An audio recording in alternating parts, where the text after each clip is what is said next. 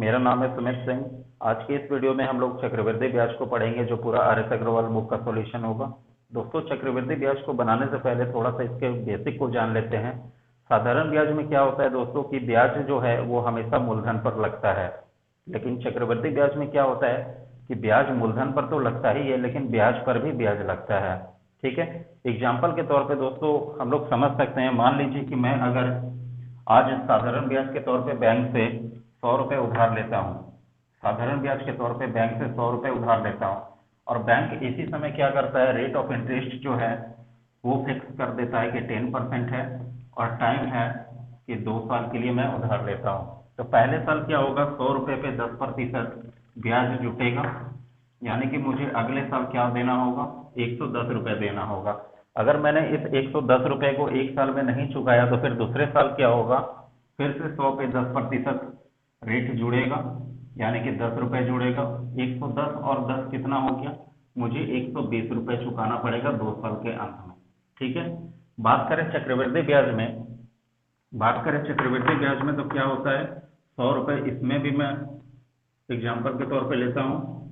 Rate of interest वही है 10%, और टाइम है 2 साल के लिए। चक्रवृद्धि ब्याज में क्या होता है कि पहले साल 100 पे 10% रेट ऑफ इंटरेस्ट जुड़ेगा, यानी कि 110 रुपये मुझे चुकाना पड़ेगा। दोस्तों, साधारण ब्याज और चक्रवृद्धि ब्याज में एक साल में जो भी ब्याज आता है वो दोनों बराबर होता है। आप देखिए, साधारण ब्याज में भी एक साल में ब्याज कितना आया, 110 रुपये, मतलब मुझे चुकाना कितना पड़ेगा, मिश्रधन कितना आया, 110 रुपये। और चक्रवृद्धि ब्याज में भी 110 रुपये आ रहा है। साधारण ब्याज में कितना आया, 2 साल के अंत में मिश्रधन 120 रुपये, लेकिन चक्रवृद्धि ब्याज में ये चीज बदल जाएगा, क्योंकि एक साल के लिए साधारण ब्याज और चक्रवृद्धि ब्याज का जो ब्याज होता है वो सेम होता है। ठीक है, लेकिन 2 साल का बात करें, 3 साल का बात करें तो वो अलग हो जाता है। चक्रवृद्धि ब्याज पे 2 साल में बोलेंगे तो फिर 110 का 10% जुड़ेगा, क्योंकि आप भी सुने होंगे कि चक्रवृद्धि ब्याज पर ब्याज पे ब्याज लगता है, यानी कि 110 का 10% जुड़ेगा। तो 110 का 10% कितना हो जाएगा, 11। 110 में 11 को जोड़ देंगे तो 121 रुपये मुझे चुकाना पड़ेगा 2 साल के अंत में। आप देखिए, मूलधन वही है, रेट ऑफ इंटरेस्ट 10% है, और टाइम 2 साल है। दोनों के केस में हो क्या रहा है कि साधारण ब्याज में मुझे 2 साल के अंत में 120 रुपये चुकाना पड़ रहा है, और चक्रवृद्धि ब्याज में 121 रुपये चुकाना पड़ रहा है, मतलब 1 रुपये ज्यादा चुकाना पड़ रहा है। तो ये क्यों 1 रुपये ज्यादा चुकाना पड़ रहा है, क्योंकि चक्रवृद्धि ब्याज में ब्याज पर भी ब्याज लगता है। ठीक है, अभी मैं 3 साल का बात करूंगा तो फिर साधारण ब्याज में 130 रुपये तीसरे साल में मुझे चुकाना पड़ेगा, लेकिन चक्रवृद्धि ब्याज में क्या हो जाएगा कि 121 का फिर 10% जोड़ करके मुझे 133.1 रुपये चुकाना पड़ेगा। दोस्तों, आशा करते हैं कि आपको साधारण ब्याज और चक्रवृद्धि ब्याज का ये बेसिक तरीका समझ में आया होगा। अब चलिए क्वेश्चन को बनाते हैं। ये तरीका दोस्तों समझाने का मकसद यही था कि अभी 10-15 क्वेश्चंस के बाद ऐसे क्वेश्चंस है जिसमें हम लोग यही तरीका को फॉलो करेंगे, तो बहुत ही आसान तरीका से बन जाएगा। अगर आपको नहीं समझ में आया होगा तो 1-2 बार वीडियो को देख लीजिए, आपको पूरा क्लियर समझ में आ जाएगा।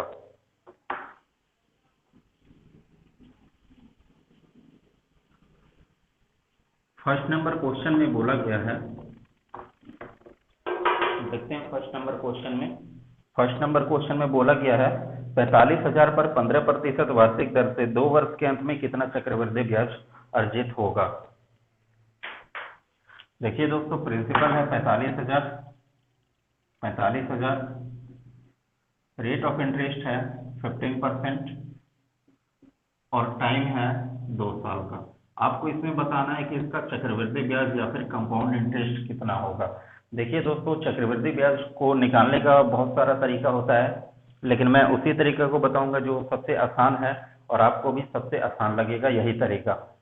2 साल का चक्रवृद्धि ब्याज निकालना है, आप 2 साल वाला बॉक्स बना लीजिए। ठीक है, 3 साल का चक्रवृद्धि ब्याज निकालना है तो 3 साल का बनाएंगे, 4 साल का निकालना रहेगा तो 4 साल का बनाएंगे। एक सीढ़ी नुमा आपको बॉक्स बनाना है। ये जो बॉक्स है ये पूरा पहले साल का है, जितना भी इधर बॉक्स बनेगा ये पूरा पहले साल का है। ये जो बॉक्स है, जितना भी इधर बॉक्स बनेगा ये दूसरे साल का है। इसके नीचे जो बनेगा वो तीसरे साल का रहेगा, और उसके नीचे जो बनेगा वो चौथे साल का रहेगा।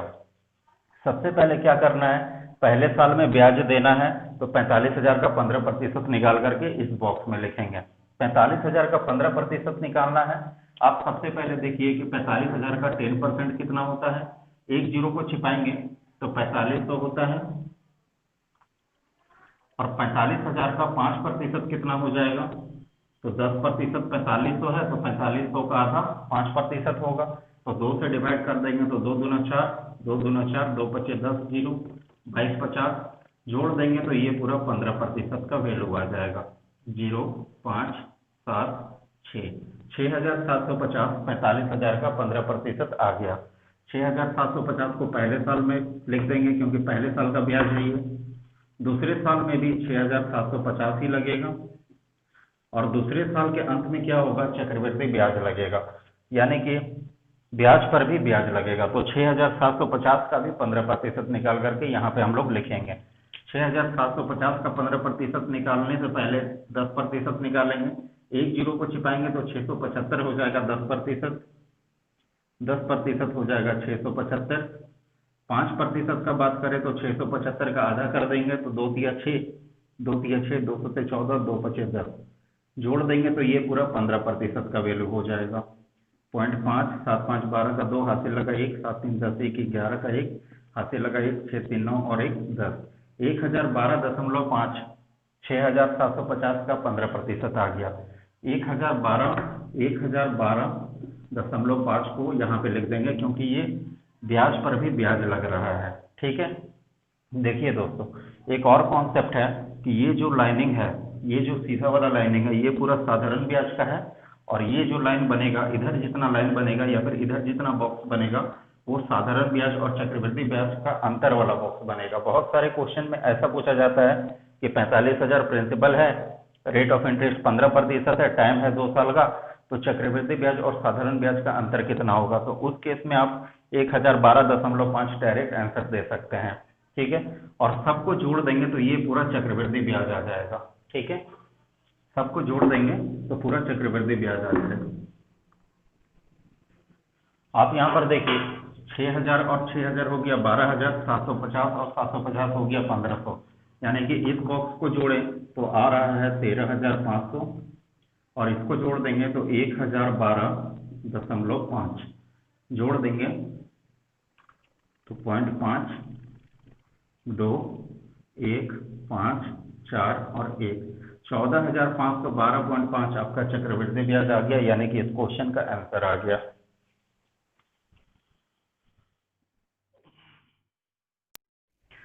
सेकंड नंबर क्वेश्चन को देखते हैं दोस्तों।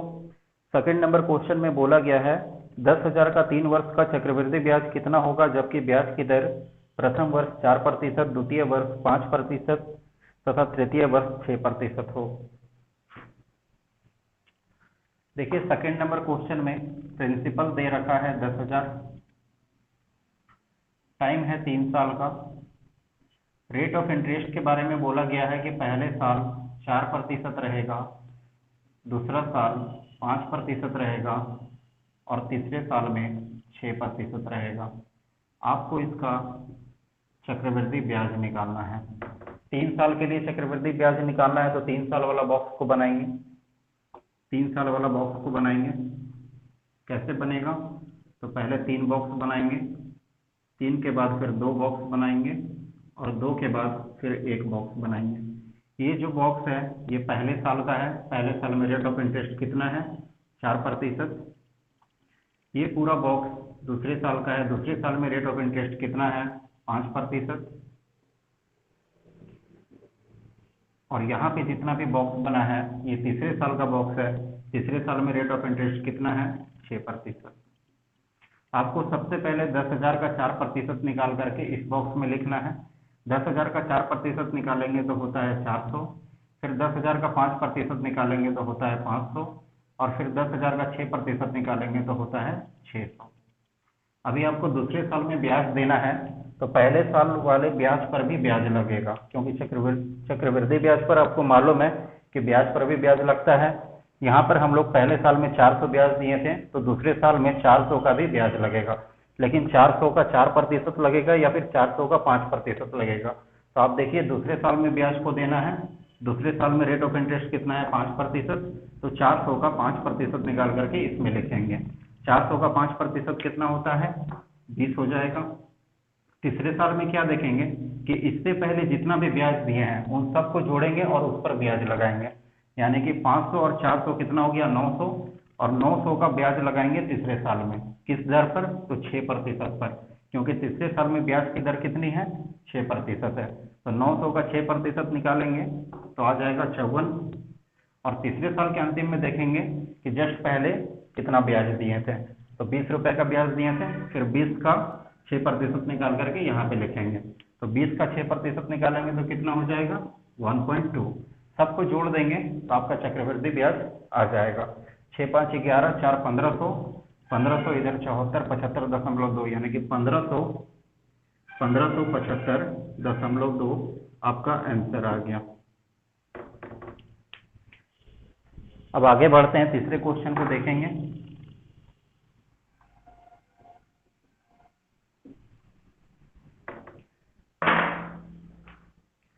तीसरे नंबर क्वेश्चन में बोला गया है 1,60,000 का 2 वर्ष में 10% वार्षिक दर से छमाही से चक्रवृद्धि ब्याज कितना होगा। देखिए तीसरे नंबर क्वेश्चन में प्रिंसिपल जो है वो है 1,60,000, रेट ऑफ इंटरेस्ट है 10%, टाइम है 2 साल का, आपको इसका चक्रवृद्धि ब्याज निकालना है। ठीक है, लेकिन क्वेश्चन में देखिए बोला गया है कि छमाही जो रेट ऑफ इंटरेस्ट है वो छमाही पे कैलकुलेट होगा, यानी कि हाफ ईयरली पे कैलकुलेट होगा। तो जब भी छमाही क्वेश्चन में बोल दिया जाता है तो जो रेट ऑफ इंटरेस्ट होता है वो आधा हो जाएगा, 10% है तो कितना हो जाएगा 5% हो जाएगा, और जो टाइम है वो 2 गुना हो जाएगा। 2 साल है तो 4 हो जाएगा।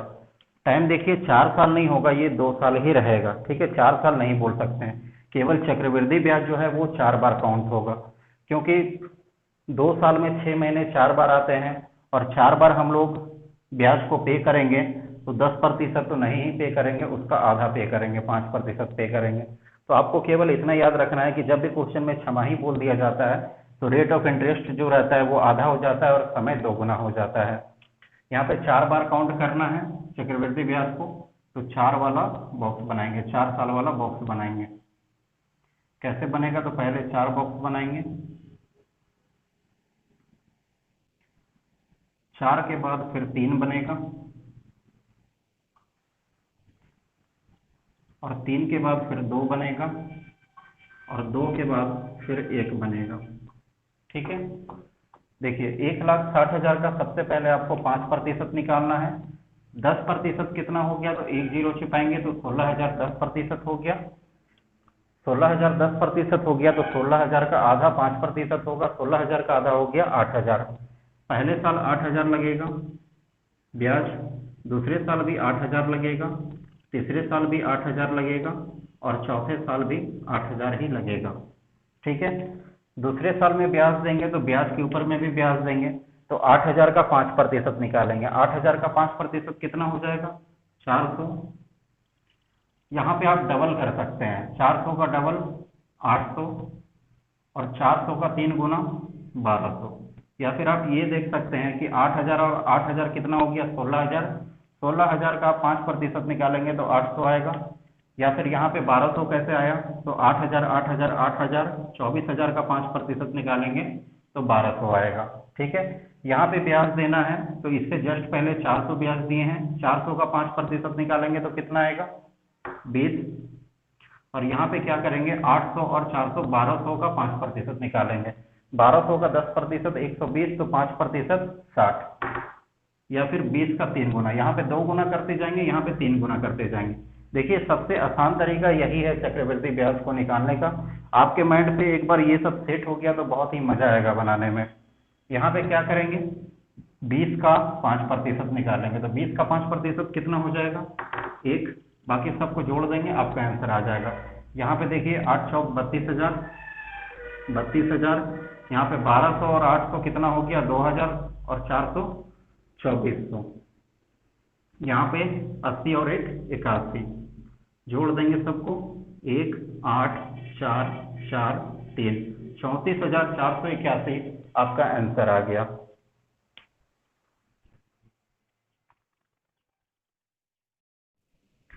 4 नंबर क्वेश्चन को देखते हैं दोस्तों। 4 नंबर क्वेश्चन में बोला गया है 16,000 का 20% वार्षिक दर से 9 माह का चक्रवृद्धि ब्याज कितना होगा जबकि ब्याज त्रैमासिक संयोजित हो। देखिए 4 नंबर क्वेश्चन में प्रिंसिपल है 16,000, रेट ऑफ इंटरेस्ट है 20%, टाइम है 9 मंथ। आपको इसमें चक्रवृद्धि ब्याज निकालना है, लेकिन क्वेश्चन के अंतिम में आप देखिए लिखा हुआ है कि जो ब्याज है वो त्रैमासिक संयोजित होता है। ये जो 20% रेट ऑफ इंटरेस्ट है ये पूरा साल का है, 1 साल का रेट ऑफ इंटरेस्ट है, क्योंकि देखिए क्वेश्चन में वार्षिक लिखा हुआ है। ठीक है, 20% जो रेट ऑफ इंटरेस्ट है वो पूरा साल का है, मुझे चाहिए 3 महीने का रेट ऑफ इंटरेस्ट, क्योंकि ब्याज जो है वो त्रैमासिक संयोजित होता है। 20% जो रेट ऑफ इंटरेस्ट है वो पूरा 12 महीने का है, तो 3 महीने का कितना होगा रेट ऑफ इंटरेस्ट। 3 से काट देंगे 12 को, 4 बार में 4 से 20 कट जाएगा 5 बार में, यानी कि 5% आपका रेट ऑफ इंटरेस्ट आ गया। और 9 महीने में 3 महीने कितने बार आते हैं, तो 3 बार आते हैं, तो 3 बार चक्रवृद्धि ब्याज कैलकुलेट होगा। ठीक है, तो 3 बार वाला बॉक्स बना लेते हैं। पहले 3 बॉक्स बनेगा, 3 के बाद फिर 2 बॉक्स बनेगा और 2 के बाद फिर 1 बॉक्स बनेगा। ठीक है, देखिए 16,000 का सबसे पहले आपको 5% निकालना है। 16,000 का 10% कितना हो गया 1600, और 1600 का आधा कितना हो गया 800, यानी कि 16,000 का 5% कितना हो गया 800। पहले साल 800 लगेगा, दूसरे साल भी 800 ही लगेगा और तीसरे साल भी 800 ही लगेगा। फिर 800 का 5% निकाल करके यहाँ पे लिखेंगे तो 40, और 40 का डबल 80, या फिर आप देख सकते हैं 800 और 800 1600, 1600 का 5% निकालेंगे तो 80 ही आएगा। फिर 40 का 5% निकाल करके तीसरे साल में ब्याज को देंगे। 40 का 5% निकालेंगे तो कितना आ जाएगा 2 आ जाएगा। ठीक है, यहाँ पे 8 दिया 2400, 80 और 40 120 और 122, 2400 2522 आपका आंसर आ गया। 2522 आपका आंसर आ गया, चक्रवृद्धि ब्याज आ गया, इस क्वेश्चन का आंसर आ गया।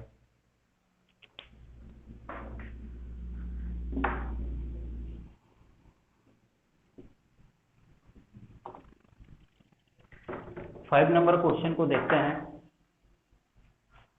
5 नंबर क्वेश्चन में बोला गया है अर्धवार्षिक रूप से संयोजित चक्रवृद्धि ब्याज की 12% वार्षिक दर से 2500 की धनराशि कितने वर्ष में 2809 हो जाएगी। देखिए सबसे पहले अर्धवार्षिक बोल दिया गया है।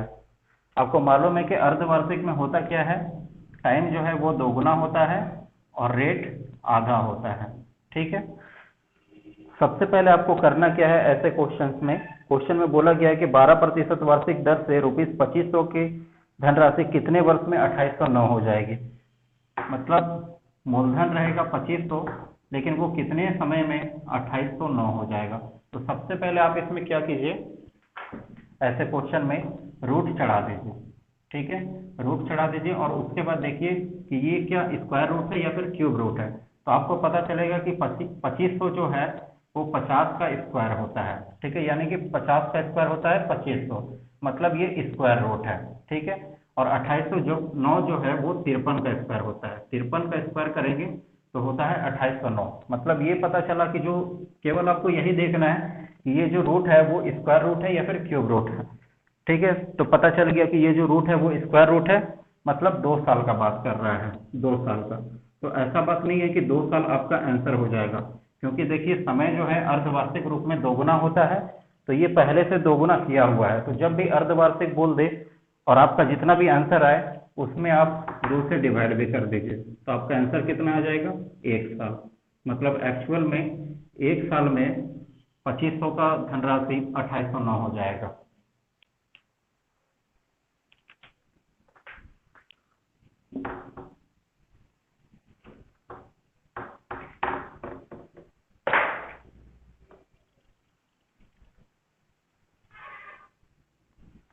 छठा नंबर क्वेश्चन को देखते हैं। 12% वार्षिक चक्रवृद्धि ब्याज की दर से 1,25,000 की धनराशि कितने समय में 1,48,877 हो जाएगी, जबकि ब्याज अर्धवार्षिक रूप से संयोजित होता है। इसमें भी जितना आंसर आएगा उसमें बट्टा 2 कर देंगे, आपका आंसर आ जाएगा, क्योंकि अर्धवार्षिक बोला गया है। ठीक है, पहले देखते हैं कि मूलधन कितना है। 1,25,000 है और बोला जा रहा कि कितना हो जाएगा, 1,48,877, 1,48,877। ठीक है, सबसे पहले इसमें रूट चढ़ा देंगे और उसके बाद पता करेंगे कि ये रूट स्क्वायर रूट है या फिर क्यूब रूट है। तो आपको पता चलेगा कि 50 का क्यूब जो होता है, 50 का क्यूब जो होता है वो 1,25,000 होता है, और 53 का क्यूब करेंगे तो ये होता है 1,48,877। सॉरी, 53 का क्यूब 1,48,877 होता है। यानी कि ये जो रूट है ये क्यूब रूट है। 3 साल का बात कर रहा, 3 साल का बात कर रहा, तो क्या 3 साल आपका आंसर होगा? 3 साल आपका आंसर नहीं होगा, क्योंकि अर्धवार्षिक रूप से बोला गया है क्वेश्चन में। अर्धवार्षिक रूप में पहले से जो समय है वो दोगुना किया हुआ रहता है। तो 3 साल आपका आंसर आया, तो इसमें डिवाइडेड बाई 2 कर दीजिए, आपका आंसर आ जाएगा 1.5 वर्ष। आपका आंसर हो गया 1.5 वर्ष, इसका आंसर हो गया।